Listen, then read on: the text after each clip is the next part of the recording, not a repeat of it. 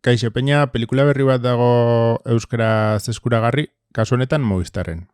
Ben is Back da pelikula, eta pelikula honek kontatzen digu historia bat, Ben gaztea eguberri bezperan, sorpresaz bueltatzen da bere familiaren etxera. Amak beso zabalik hartzen duen bitartean, bere arreba eta bere aita ordeak drogekin zituen arazoak oraindik konpondu ez ditula susmatzen dute. Hori da, sinopsiak diona.